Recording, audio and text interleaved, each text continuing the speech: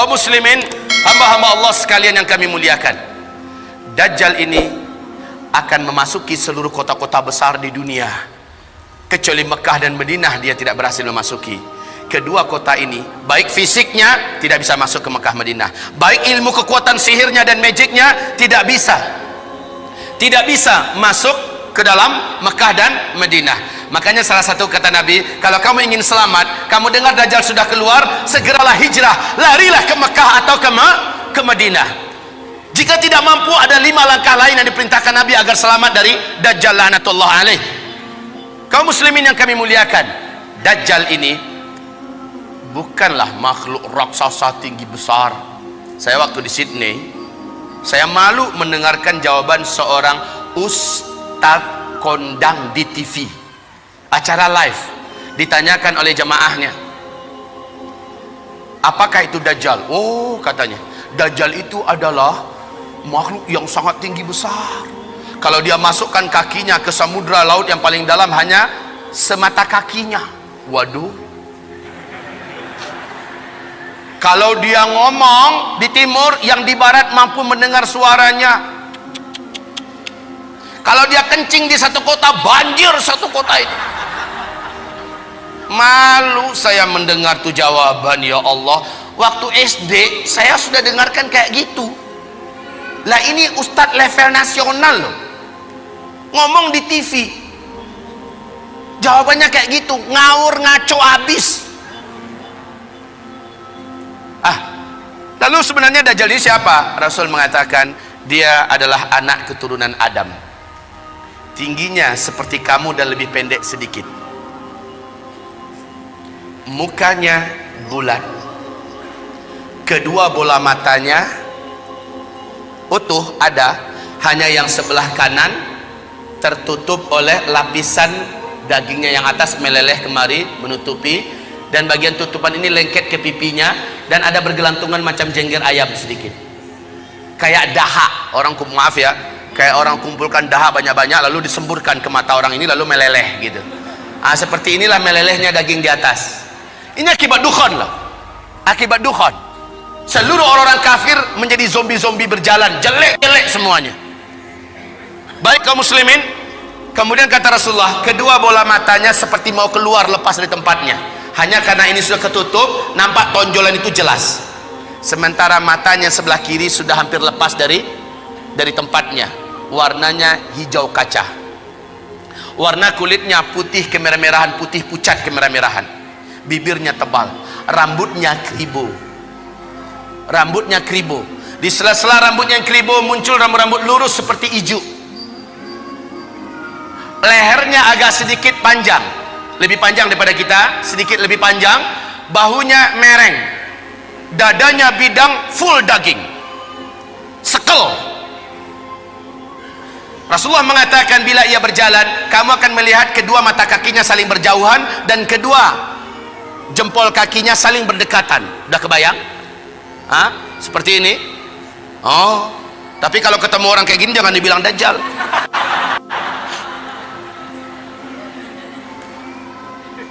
Orang biasa tapi jelek minta ampun, jelek habis. Kaum muslimin, kata Rasulullah berikutnya sallallahu alaihi wasallam, bagi orang yang beriman, yang menurut Allah imannya masih sahih, menurut Allah imannya masih benar, dia diizinkan oleh Allah mampu membaca huruf ka, fa, ra di antara kedua alis matanya. Ada tertulis ka, fa, ra, yaitu kafir. Walaupun aslinya dia nggak pandai membaca Arab, membaca Al-Quran, tapi imannya menurut Allah sahih, dia akan mampu melihat itu. Kalau sempat kepapasan beberapa papasan, dia mampu melihat kafara. Ibarat Allah yang kami muliakan, Rasulullah sallallahu alaihi wasallam bersabda, semua kemampuan yang jahat di bumi ini ada pada dia.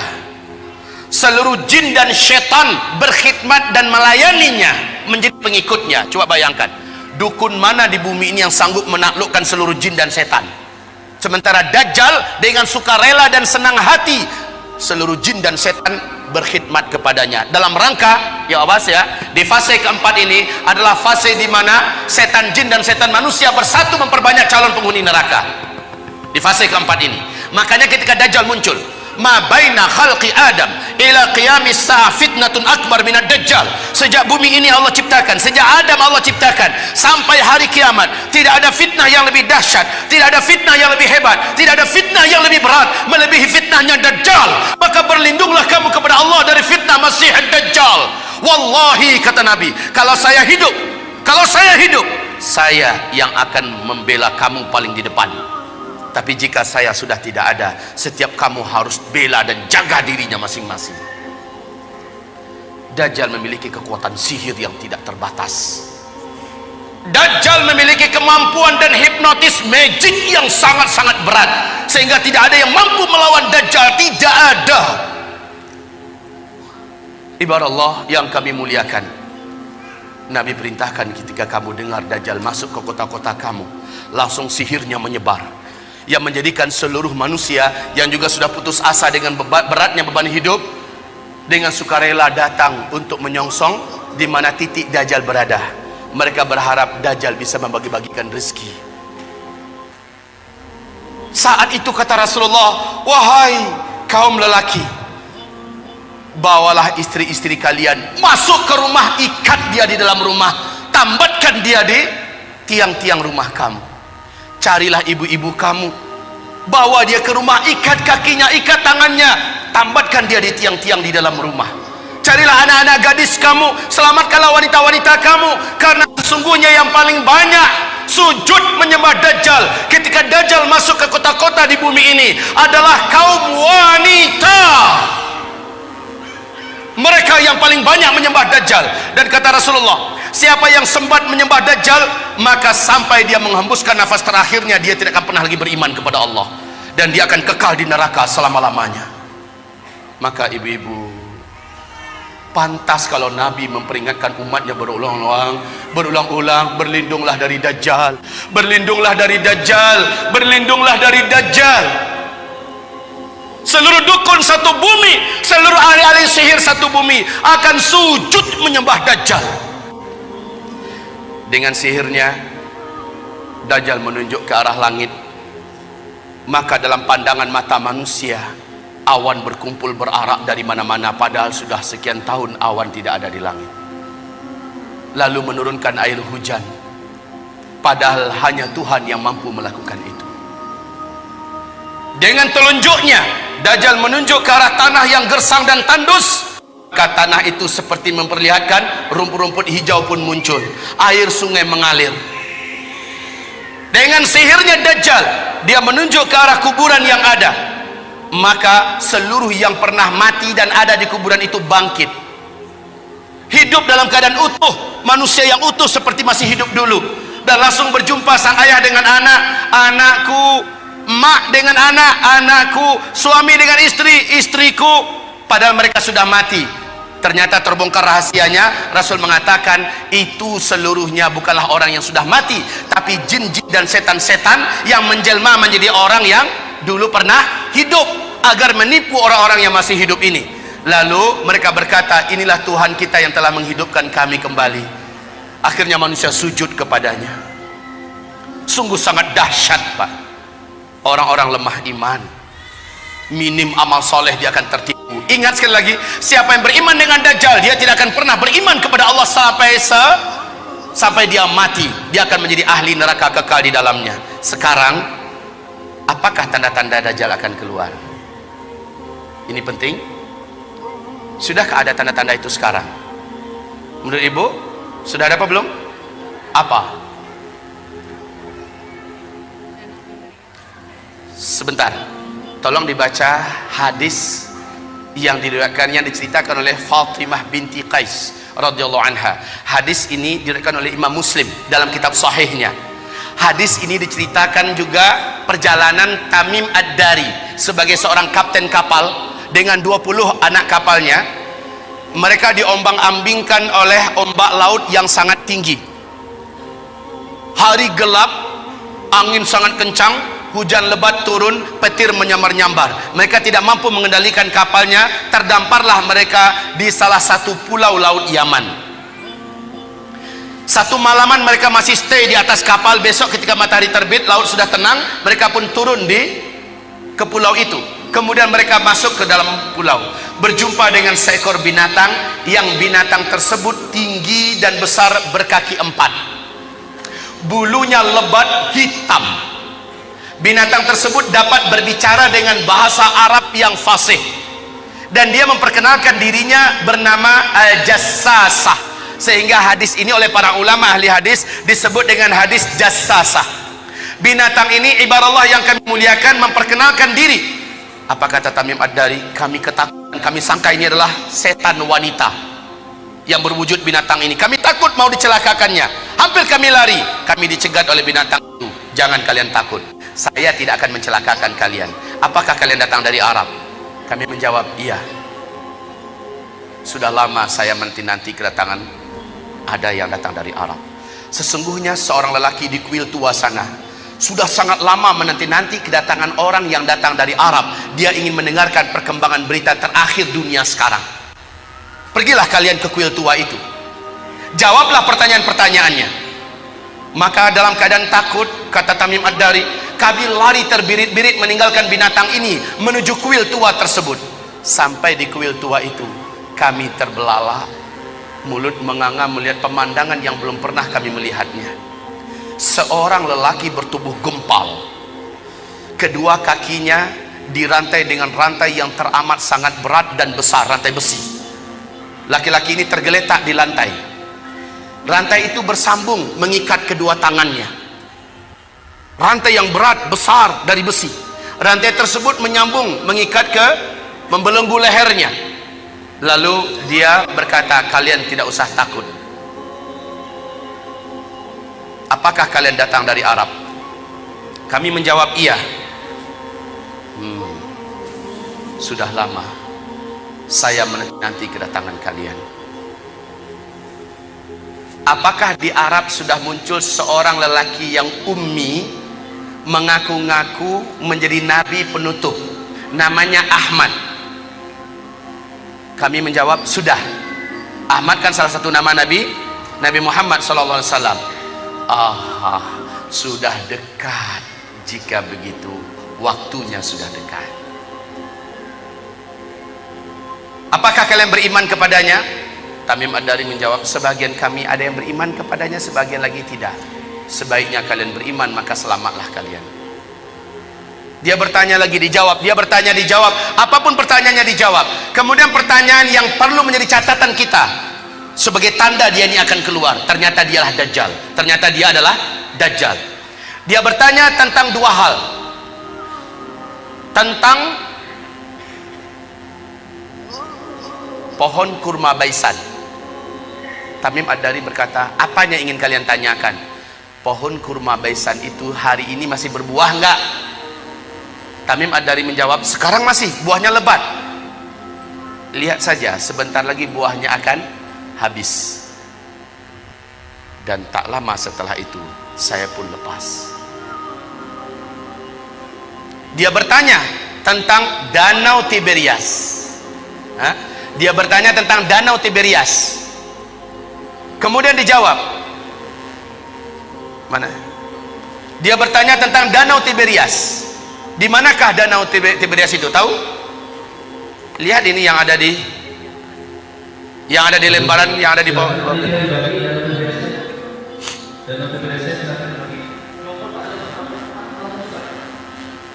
Ini ambil satu yang belakang Pak, cepat. Langsung Danau Tiberias dan kota ini bisa dikatakan supaya ada lebih orang lebih banyak tahu tentang yang awal silakan Danau Tiberias, yang paling panitia Rasul Danau Tiberias, silakan bagi cepat.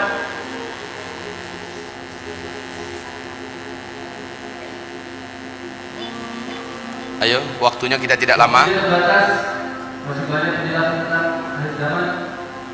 Silakan. Mohon dibantu. Terus dioper belakangnya. Yang sudah mendapat medali berlian. Baik, kaum muslimin, perhatikan tentang Danau Tiberias. Jadi ada dua pertanyaan si Dajjal ini tentang kebun kurma Baisan. Yang kedua tentang Danau Tiberias. Laki-laki ini berkata, apabila buah kurma di kebun kurma Baisan sudah tidak berbuah, awas, saat itu saya sudah saatnya untuk lepas. Ibu tahu nggak, Bu, di mana kebun kurma Baisan itu? Ibu tahu tidak? Bilang cepat enggak. Pura-pura mikir lagi. Bilang enggak selesai. Ya Pak, kebun kurma Baisan letaknya di negeri Syam. Kalau sekarang ini perbatasan antara Yordania dengan Palestina. Ketahuilah oleh Bapak Ibu semuanya dan bacalah la haula wala quwata illa billah. Bacalah inna lillahi wa inna ilaihi raji'un. Sudah beberapa tahun belakangan ini kebun kurma Baisan sudah tidak berbuah 100%. Batang-batangnya pun cenderung kepada mati dan lapuk. Ini yang pertama. Yang kedua, laki-laki yang terikat ini yang ternyata adalah Dajjal, dia bertanya tentang Danau Tiberias. Lalu Tamim Ad-Dari berkata, apanya yang kau ingin tanyakan? Airnya, masih ada air nggak sekarang?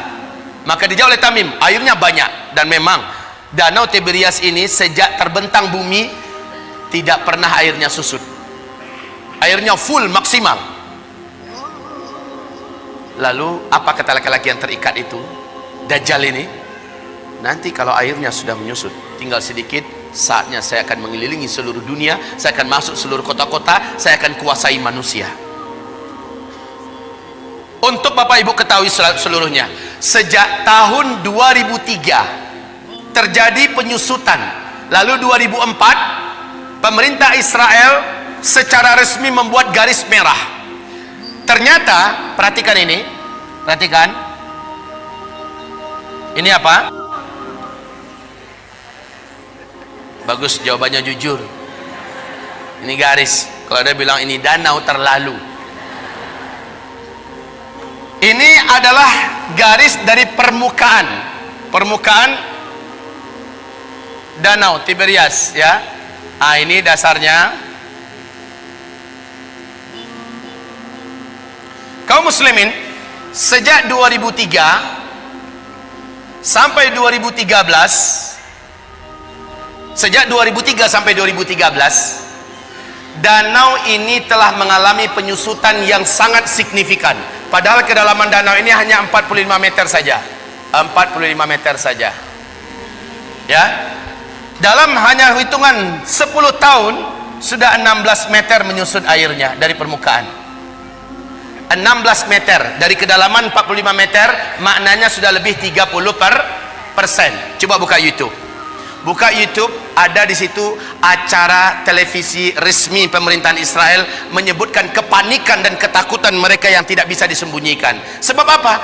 Ini danau, airnya sumber air satu-satunya bangsa Yahudi di Israel. Mereka nggak punya sungai, mereka nggak punya mata air yang lain, cuma ini. Di sini untuk air minum, air cocok tanam, air mandi, segala-galanya dari sini sumbernya. Dan sekarang air itu menyusut. Kaum muslimin yang kami muliakan, 16 meter sudah seperti ini posisinya.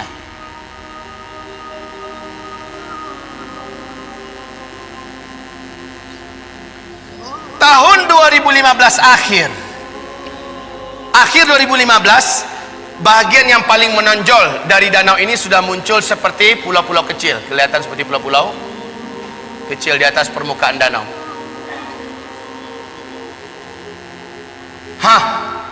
Kondisinya sekarang semakin menyusut. Awas, inilah yang menjadikan Syekh Abdullah bin Abdul Aziz bin Baz, mufti dan ulama besar Arab Saudi, sampai menangis ketika diberitakan kabar tentang perkembangan Danau Tiberias. Lalu apa kata beliau? Hadza zamanu khurujid dajjal. Inilah dia zaman kita, zaman saya, zaman tuan-tuan dan puan-puan semua, zaman bapak ibu dan zaman anak-anak kita masih hidup. Makhluk terlaknat ini akan keluar, Dajjal. La haula wala quwata illa billahil aliyil azim. penyusut tanah air ini sangat signifikan. Kecemasan dan ketakutan tidak dapat disembunyikan. Lihat gambarnya. Lihat ini. Dulu airnya masih tinggi. Gambar ini diambil dan kita cetak tahun 2013 ya. Tahun 2013 yang ini. Kondisi sekarang udah beda lagi. Baik kaum muslimin, yang belum kebagian tolong dibagi. Kalau enggak nanti minta ambil di luar. Ini kami benarkan untuk dicetak banyak. Silakan cetak banyak-banyak agar umat tahu. Ini dilihat dan hadisnya sangat jelas, fakta yang tidak dapat disembunyikan, nggak bisa ditutup-tutupi tentang keluar saat dekatnya keluarnya Dajjal. Bapak Ibu, nanti itu ada kotak yang berjalan dari Yamimah, jadikan sajalah sebagai infak Bapak buat memperbanyak ini kembali dan juga membantu operasional dakwahnya Yamimah. Baik kaum muslimin yang kami muliakan, kita lanjutkan. Lihat kondisi-kondisi yang ada di situ. Ini tahun 2013, 2015 sudah semakin menyusut, sudah semakin susut airnya. Sekarang negara-negara besar dunia sudah membuat simbol-simbol penyambutan kedatangan Dajjal. Seluruh negara-negara besar di dunia termasuk Arab Saudi. Lihat, Arab Saudi di Madinah, luar kota Madinah, sudah membangun istana kerajaan di satu bukit di luar kota Madinah. Ada yang tahu? Ada yang pergi umrah, pergi haji? Lihat di sana. Dan kata Rasulullah, Dajjal nanti akan naik ketika dia tidak berhasil masuk Mekah, nggak berhasil masuk Madinah, dia naik ke atas salah satu bukit yang disebut dengan Bukit Khabisha atau Bukit Ba'guk, Bukit Garam. Para ulama sekarang dan orang-orang kota Madinah menyebutnya dengan Bukit Dajjal. Ternyata ketika Dajjal naik ke atas, dia menunjuk ke arah Masjid Nabawi. Dia berkata, itu adalah istana putihnya si Ahmad. Itu adalah istana putihnya si Ahmad. Ini hadis Rasulullah. Dajjal naik ke atas bukit itu dan menunjuk ke Masjid Nabawi dan berkata, itulah istana putihnya si Ahmad. Dalam keadaan geram, dia hantarkan kakinya 3 kali di atas bukit itu. Maka satu kota Madinah gempa. Akhirnya seluruh orang munafik keluar, orang-orang musyrik keluar dari Madinah dan bergabung dengan Dajjal. Itulah hari bersihnya Madinah dari kaum munafikin dan musyrikin. Kaum muslimin, istana putihnya Muhammad. Ketika Nabi melafazkan hadis itu, Masjid Nabawi macam apa bentuknya? Lantainya aja masih dari pasir, tiang-tiangnya masih dari pohon kurma, belum dikasih dinding. Lotengnya saja, atapnya saja masih dari pelepah kurma. Tapi ketika Dajjal mengatakan itulah istana putihnya si Ahmad, maka lihat keadaan istana putih itu tidak dengan Masjid Nabawi sekarang. Seolah-olah gambaran yang diceritakan oleh Rasulullah tentang ucapan Dajjal terjadinya di masa kita. Ya Allah ya Rabb. Baik kaum muslimin, selanjutnya Rasul bersabda, lihat nanti di kitab kita, tentang hanya seorang bocah remaja lelaki yang Dajjal tak kuasai. Dajjal tak mampu menaklukkannya. Kalau dia ketemu sama orang, ini orang pasti takluk. Sihirnya pasti merubah orang ini. Kemampuan magicnya akan menjadikan orang ini tersilap. Lalu hipnotisnya bisa merubah orang ini. Cuma remaja lelaki ini nggak bisa. Rasul berkata, saat dia lihat remaja itu tetap berdiri tegar di atas kedua kakinya dan dadanya membusung, dia tidak mau sujud kepada Dajjal. Dajjal mendatanginya. Kenapa kamu tidak sujud kepada saya? Seluruh manusia menuhankan saya dan mereka mengakui saya adalah Tuhan. Sujud kamu. Tidak, kata remaja itu. Engkau adalah makhluk Allah. Kening ini hanya sujud untuk Allah sang Khaliq. Kami tidak akan pernah mau sujud kepada engkau. Maka Dajjal marah, kata Rasulullah. Dia jambak rambut remaja ini, kemudian tangan kanannya memegang gergaji, dibelah duanya kepala ini. Dalam keadaan hidup-hidup dibelah duanya. Seremaja sakarat, terbelahlah kepalanya, meninggal dunia dalam keadaan bertauhid. Terbelah sampai ke lehernya dan ke dadanya, dia pun terjatuh, darah bersimbah di lantai. Dia menjadi mayat. Dajjal mengelilingi 1 kali putaran sambil membaca mantra-mantra khusus. Setelah itu Dajjal menunjuk ke arah mayat remaja laki-laki ini. Qum, bangkitlah kamu, hiduplah kamu. Kalau selama ini Dajjal hanya dengan permainan sihirnya tapi kali ini memang betul-betul Allah izinkan Dajjal bisa menghidupkannya kembali. Dan Allah izinkan tubuh yang tadi terbelah kembali bertaut.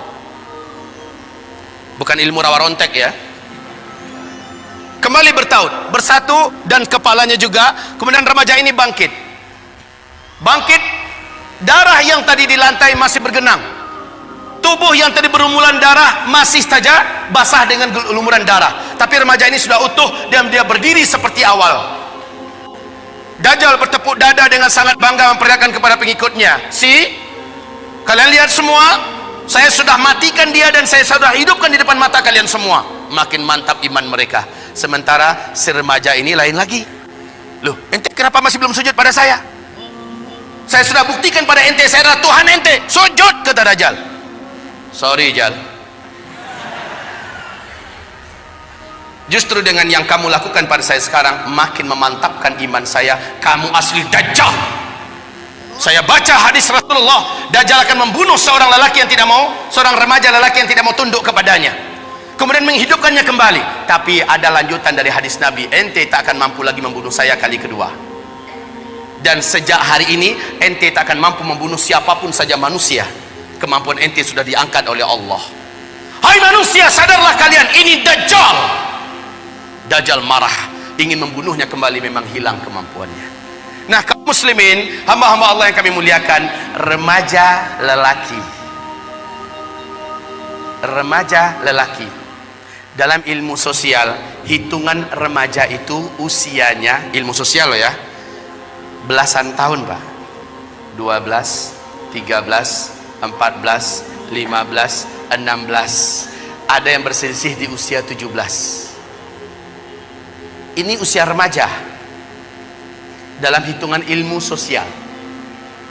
Bapak Ibu dengar tidak berita yang mengguncang dunia Arab, sampai seluruh TV-TV Arab memuat berita ini yang masih ada di YouTube. Wawancara eksklusif yang disebarkan di televisi-televisi Arab, yang saya tonton langsung adalah di Qatar TV, bahwa masuk tahun ke-13 sekarang telah lahir seorang bocah atau bayi laki-laki di Palestina.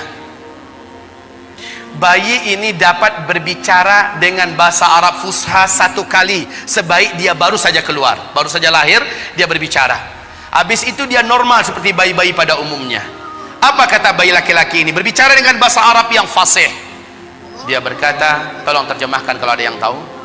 Ana rajulun sayaqtuluni Dajjal wala yaqtulu ba'di ahadan abada, atau kama qala. Ada yang bisa menerjemahkan? Hah? Bilang saja enggak ya. Oke, sama-sama kita terjemahkan. Ana apa? Itu bisa. Rajulun, seorang lelaki. Sayaqtuluni Dajjal, yang nanti akan dibunuh oleh Dajjal. Wala yaqtulu ba'di ahadan abada. Setelah saya, Dajjal tak sanggup membunuh siapapun saja lagi selama-lamanya. Kemudian dia normal menjadi lelaki, bayi pada umumnya. Jika berita ini betul-betul terjadi, kalau beritanya benar, saya sudah menyaksikan sendiri di TV-TV Arab, pernah di YouTube juga masih ada disimpan, filenya masih bisa kita tonton Pak ya. Cuma jika berita ini benar, semakin menguatkan bahwa Dajjal memang sudah saatnya keluar. Yang sangat menakjubkan, Dajjal nanti akan keluar, kata Rasulullah SAW, di tengah-tengah kaum Yahudi Asbahan. Asbahan ini di mana? Iran. Asbahan ini adalah Iran. Dajjal akan keluar di tengah-tengah Yahudi Asbahan, dan bersamanya ada 70.000 tentara elitnya Dajjal dari Yahudi Asbahan. Berita untuk Bapak Ibu semua sekarang terbaru bahwa di Asbahan sudah terkumpul 70 lelaki yang tegap-tegap, muda-muda dengan pakaian khas Yahudi, dan mereka sudah membuat senjata-senjata manual dari besi-besi terbaik di dunia berjumlah 70.000 orang. Kondisi ini makin menguatkan keyakinan kita memang Dajjal sudah sangat dekat. Oke, kalau berita tentang bayi yang di Palestina bisa jadi itu di karang-karang, anggaplah, walaupun ini Yang diwawancarai adalah tokoh-tokoh masyarakat Palestina, para masyaikh, syekh-syekh, orang-orang tua di sana. Ditanya mereka seluruhnya, mereka membenarkan kejadian itu, dan bayi ini disembunyikan, disimpan, dan sekarang usianya berarti sudah belasan tahun. Jika ini hak, jika ini benar, maka semakin menguatkan. Jika ini bohong, palsu, bisa jadi, ya, bisa jadi ini dikarang-karang. Tapi siapa yang dapat menyembunyikan fakta Danau Tiberias? Siapa yang dapat menyembunyikan dan menutup-nutupi fakta mengeringnya Danau Tiberias di Israel hari ini? Siapa yang dapat menyembunyikan fakta berhentinya berbuah kebun kurma Baisan yang selama ini tidak pernah berhenti berbuah? Hari ini sudah.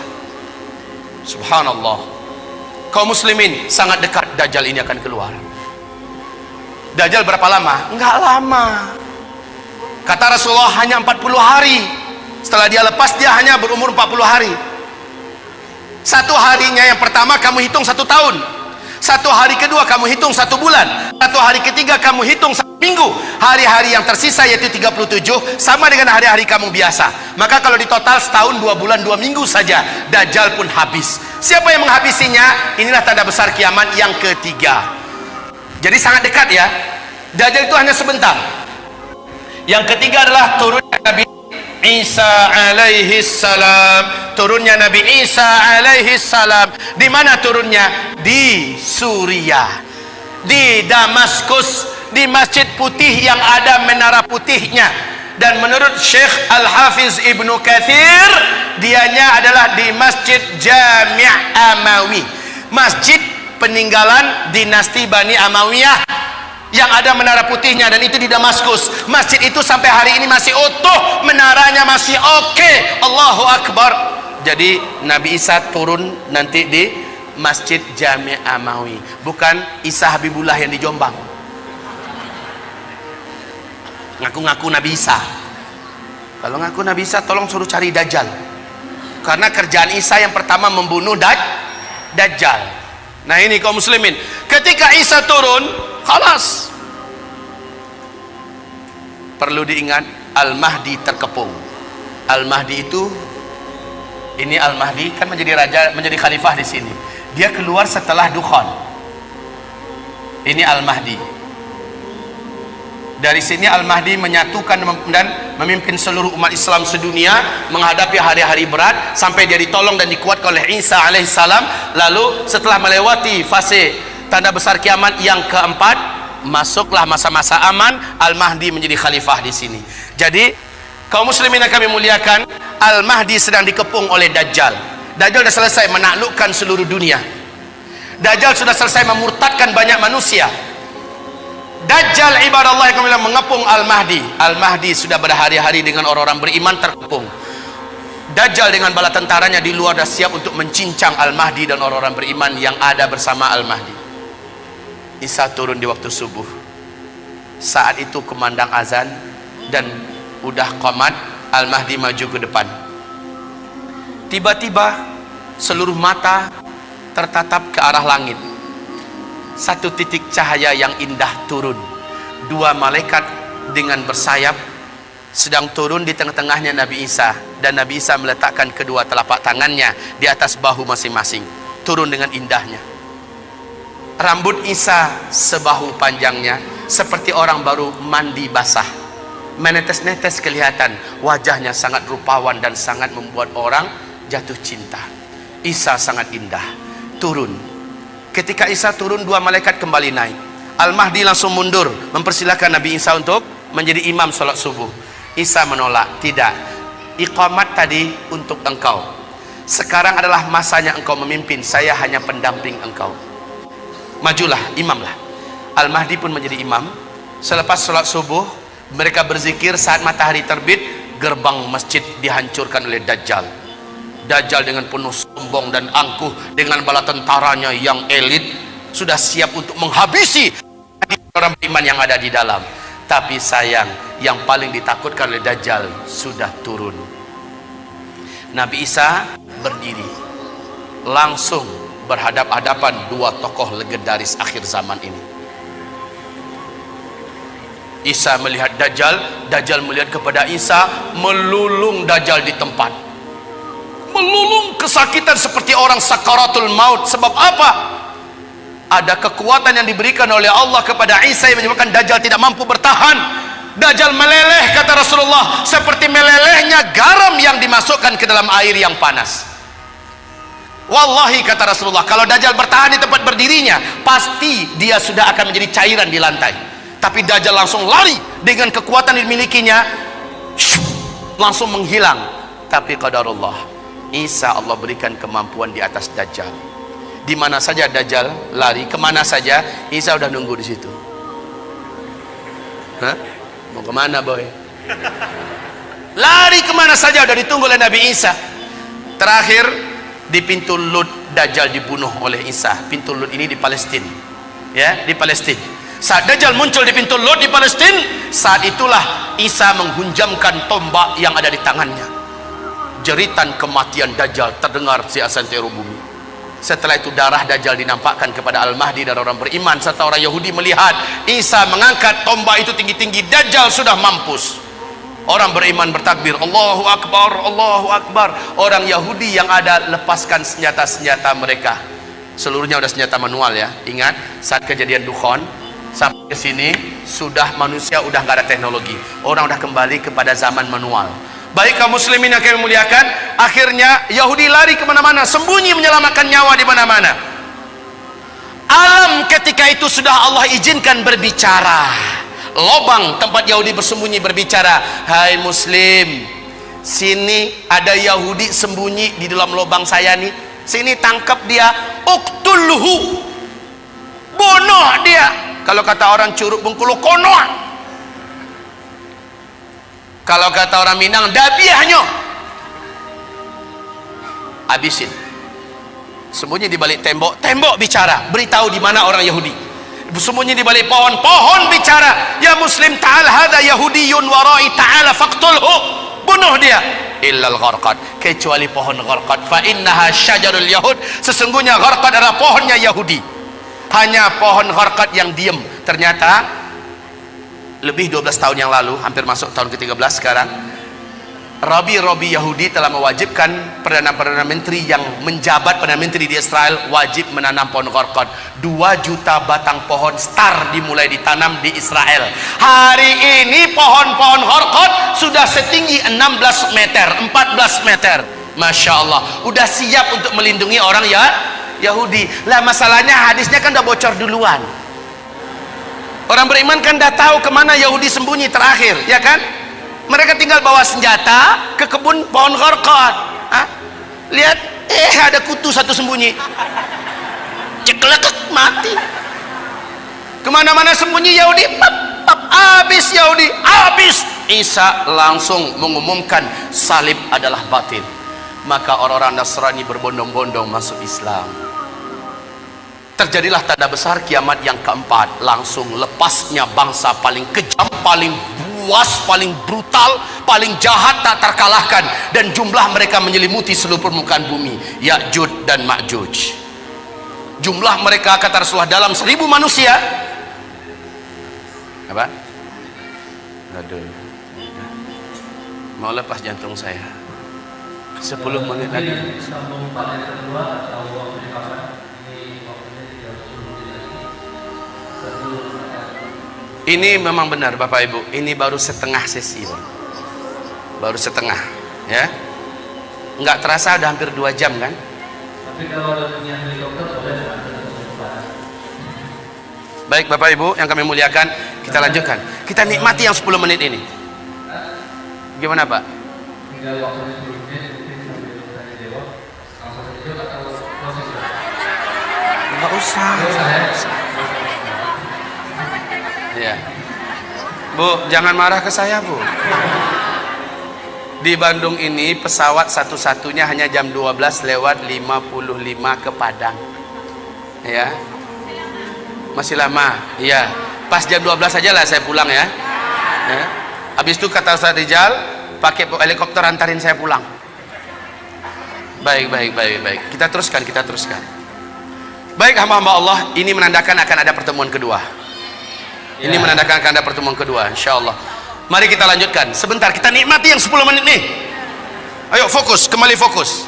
Baik, kaum muslimin yang kami muliakan, Ya'jud dan Ma'jud ini jumlahnya kata Rasulullah, seluruh daratan gurun Sahara dan tanah yang seluas-luasnya di Jazirah Arab, di negeri Syam, Khurasan, ya, seluruhnya akan tertutupi oleh banyaknya jumlah Ya'jud dan Ma'jud. Ya'jud Ma'jud ini adalah anak cucu Adam juga, manusia, tetapi yang ditaklukkan oleh Iskandar atau disebut dengan Dzulqarnain, Iskandar yang agung. Kaum muslimin, setiap 1000 manusia jumlah mereka 999 orang. Satunya adalah kamu. Saking banyaknya sehingga Allah mengatakan, hai Isa, hari ini tidak ada yang mampu mengalahkan Ya'jud dan Ma'jud. Bawalah hamba-hambaku bersamamu, bawalah mereka lari ke atas gunung Tursina. Saat orang-orang beriman bersama Nabi Isa Al-Mahdi sampai di atas gunung Tursina, apa yang terjadi berikutnya? La haula wala quwata illa billah. Allah gaibkan mereka dari jangkauan Ya'jud dan Ma'jud, sebagaimana selama ini Ya'jud dan Ma'jud digaibkan oleh Allah sehingga tidak mampu menembus kehidupan sebelum waktunya. Kaum muslimin yang kami muliakan, singkatnya Allah yang hancurkan Ya'jud dan Ma'jud. Sehabis itu baru manusia masuk masa-masa aman. Cuma masa ini tidak lama kata Rasulullah. Masa ini hanya berlangsung dari 7 tahun. Ini adalah masa Al-Mahdi memimpin. 8 atau tahun ke-9-nya Al-Qahtani, berarti maksimal hanya 9 tahun saja masa-masa aman ini. Khilafah tegak itu nggak lama, nggak pakai ribuan tahun lagi, nggak pakai ratusan tahun, tapi hanya paling lama 9 tahun. Di sini jumlah laki-laki 1 berbanding 50 wanita. Kemana perginya kaum laki-laki? Di sini banyak Allah cabut nyawa lelaki di muka bumi ini. Saat fase kelima yang nggak lama lagi ini, insya Allah jumlah laki 1 berbanding 50. Jangan macam-macam pikirannya, Pak. Poligami. Udah nggak kepikiran, percayalah. Yang pertama, bapak udah banyak nggak ada, ya. Yang kedua, saat itu kalaupun masih hidup, insya Allah fikir bapak full memikirkan amal soleh dan ibadah yang kuat sekuat-kuatnya kepada Allah Subhanahu wa ta'ala. Ibarat Allah yang kami muliakan, ini dah 10 tanda besar kiamat. Oh ya, yang ke-7 belum ya. Ini Ya'jud dan Ma'jud. Ya'jud dan Ma'jud. Saya singkatkan, di sini tanda besar kiamat yang kelima, yaitu matahari terbit dari sebelah barat. Kemudian yang keenam, keluarnya binatang raksasa dari dalam perut bumi yang Allah ceritakan dalam Al-Quran. Binatang ini Allah sebut dengan sebutan Dabbatul Ardi. Berkaki banyak, bertangan banyak, dapat berbicara dengan manusia, membawa cincin Nabi Sulaiman, tongkat Nabi Musa. Binatang ini muncul di 3 tempat yang berbeda di muka bumi di waktu yang berbeda-beda, memberi tanda kepada manusia yang masih hidup. Yang beriman akan dibuatnya bercahaya bersih wajahnya dan terang benderang, sementara orang kafir dibuatnya wajahnya menjadi gelap, hitam dan buruk rupanya. Lalu binatang itu kembali tenggelam. Barulah setelah itu tanda besar kiamat yang ke-7, bertiup angin lembut kematian dari timur, atau dalam hadis Nabi mengatakan dari negeri Yaman, ya. Angin lembut kematian, saya singkat saja, ALK, angin lembut kematian. Yang wafat oleh angin ini hanyalah orang yang beriman saja, walaupun imannya seujung kuku kata Nabi. Dia hanya kenal dengan Allah dan percaya Allah itu ada, maka dia akan dijemput oleh angin ini. Saat dia tersentuh oleh angin tersebut, walaupun dia di dalam gua, walaupun dia di atas gunung, ada di lembah, ada di pulau, angin tersebut akan sampai ke sana. Saat terhirup olehnya angin itu, saat tersentuh dia oleh angin itu, dia pun tergeletak di tempat, meninggal di situ. Serentak satu muka bumi umat Nabi Muhammad meninggal dunia. Inilah tanda besar kiamat yang ke-7. Tanda besar kiamat yang ke-8, 9, 10, insya Allah sudah tidak ada lagi orang Islam yang menyaksikannya. Maknanya kiamat besar, kehancuran alam semesta tidak akan pernah disaksikan oleh umat Islam, alhamdulillah, kecuali orang Islam yang gagal menyelamatkan imannya ketika Dajjal keluar. Peluang ini akan ditemukan, mungkin ada. Apa tanda besar kiamat yang ke-8? Yaitu tenggelamnya seluruh daratan bumi di sebelah timur, Australia, New Zealand, Indonesia, Malaysia, Brunei, Singapura, Thailand, Filipina, Jepang, Cina, India, Pakistan, yang seluruh negeri Asia Tengah, bahkan Rusia tenggelam seluruhnya masuk ke dalam bumi. Tanda besar kiamat yang ke-9 langsung menyusul. Seluruh daratan bumi sebelah barat tenggelam masuk ke dalam laut, yaitu Brasilia, Amerika Serikat seluruhnya, Afrika, Eropa, ya, seluruhnya, Suriname tenggelam masuk ke dalam laut. Yang tersisa adalah satu ketul bumi, ya. Yang tersisa adalah satu daratan bumi yang ada di Timur Tengah. Nah, inilah dia, Jazirah Arab dengan Syam. Hanya ini yang tersisa. Jazirah Arab ini adalah Yaman. Ini adalah Yaman, daratan paling bawahnya.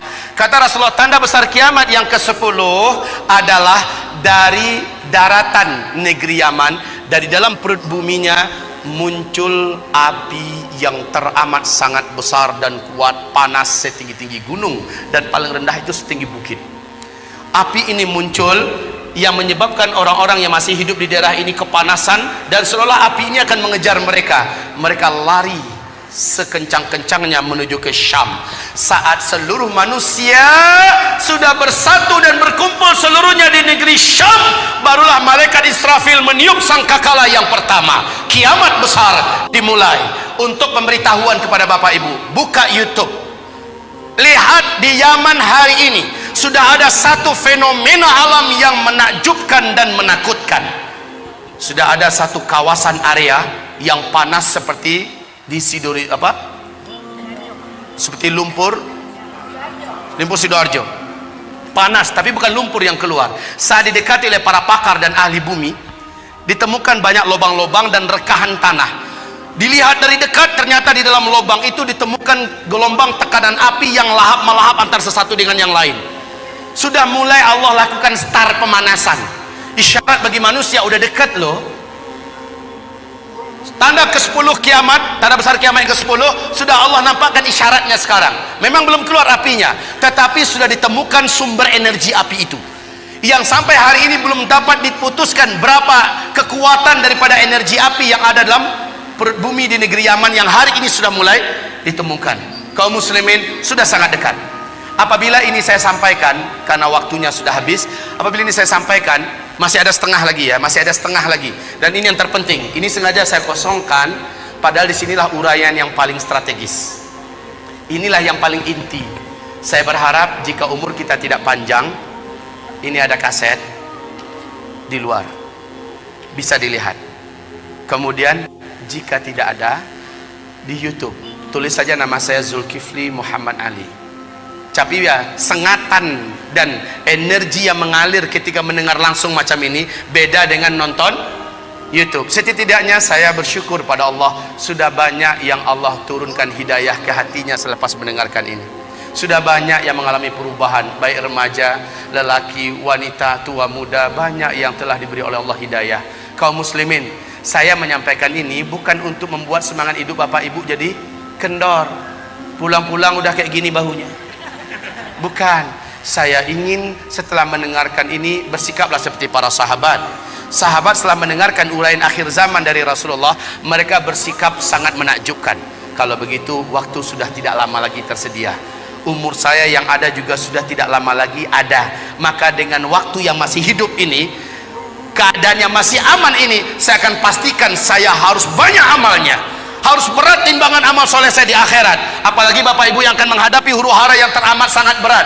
Orang yang beriman yang amal solehnya banyak, Allah yang akan selamat ketika Dajjal keluar. Hanya orang beriman yang amal solehnya yang kuat yang akan diselamatkan oleh Allah. Ketika dukhon terjadi, hanya orang beriman yang beramal soleh lah yang diselamatkan oleh Allah Subhanahu Wa Taala. Banyak petaka-petaka menjelang ini yang belum saya uraikan sekarang.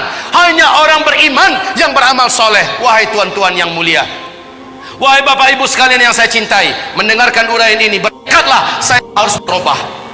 Saya harus menjadi lelaki yang lebih soleh, suami yang lebih bertanggung jawab, orang bekerja yang lebih jujur dan lebih amanah.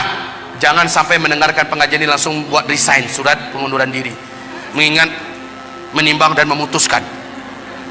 Jangan, justru dirubah. Semua yang dijalani dalam hidup ini teruskan, tapi mindsetnya dirubah. Hayya 'alas shalah. Dimanapun berada, jika Allah memanggil, kecilkan semua yang lain. menujulah ke masjid berjamaah salat 5 waktu. Al-Quran, akrabkan diri, bacalah Al-Quran. Kalau ketika Al-Qurannya ada, kalau tidak yang hafal di mulut, sering-seringkan membacanya.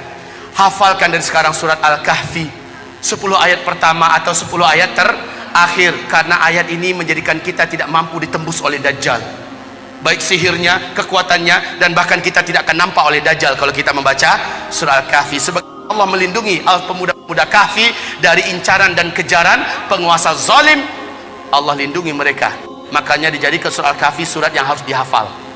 Baik, dan seterusnya dan seterusnya. Insya Allah kita bertemu kembali. Semoga sahabat Yamimah bekerja sama dengan pengurusi DKM Masjid Istiqomah ini agar pertemuan kedua nanti bisa dilanjutkan. Bertekad hadir ya Bu ya? Bertekad hadir Pak? Apapun kegiatannya pastikan saya harus datang kembali, karena sesi kedua adalah ini yang paling menentukan. Inilah uraian sejati. Kalau tadi adalah pengantar, tetapi itu pun sudah bisa menggigit Bapak Ibu. Baik, demikian saja. Mohon maaf, saya minta maaf tidak bisa berumah tamah dengan Bapak Ibu saat sekarang ini. Ke depan jangan lagi jadwalnya di mana saya akan pulang hari itu ya. Baik, insya Allah saya siap. Umpamanya ke depan itu besok 2 hari 3 hari baru saya pulang, jadi bisa berlama-lama kita. Demikianlah dari saya. Nastaghfiruka ya Allah wa natubu ilaik. Buku ini senantiasa saya bawa kemanapun saya ceramah. Zikir akhir zaman, di dalamnya memuat dalil-dalil tentang kejadian-kejadian ini, baik dari ayat, dari hadis-hadis Nabi, dan yang paling penting dari kitab Zikir Akhir Zaman. Di dalam kitab ini memuat semua perlindungan-perlindungan yang diperintahkan Nabi. Ketika terjadi dukhon, kamu amalkan ini dan segera baca ini. Ketika keluar Dajjal, kan tadi ada 6 cara selamat dari Dajjal, ada di kitab kita Zikir Akhir Zaman. Sementara ensiklopedia akhir zaman khusus kitab ilmiah terlengkap, tetapi di dalamnya tidak ada tentang amalan-amalan perlindungan akhir zaman. Beda dengan di kitab Zikir Akhir Zaman. Sebagai rekomendasi saya buat umat, karena banyak Ustadz, bagaimana cara mendapatkan kitab ini, bagaimana cara mendapatkan, banyak pertanyaan begitu. Namun